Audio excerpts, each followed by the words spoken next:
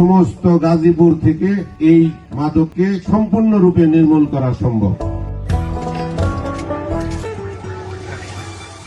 27 June 2026 শনিবার দিনব্যাপী বিভিন্ন সামাজিক, শিক্ষামূলক ও জনসচেতনতামূলক কর্মসূচিতে অংশ নেন গাজীপুর সিটি কর্পোরেশনের প্রশাসক শওকত হোসেন সরকার।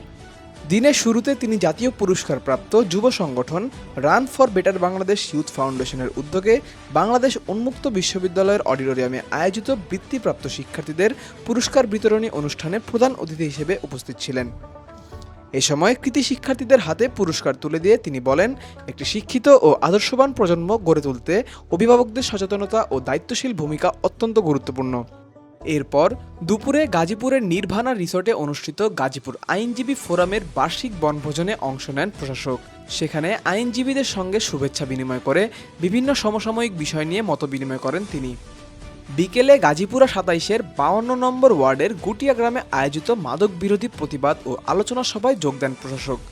অনুষ্ঠানে বিশেষ অতিথি হিসেবে উপস্থিত ছিলেন গাজীপুর মেট্রোপলিটন পুলিশের পুলিশ কমিশনার জনাব ইসরাইল হাওলাদার এবং সভাপতিত্ব করেন অ্যাডভোকেট জালাল খান। অনুষ্ঠানে প্রশাসক বলেন, মাদক একটি রাষ্ট্রের জন্য ভয়াবহ সামাজিক ব্যাধি যা তরুণ সমাজের ভবিষ্যৎকে ধ্বংস করে দেয়।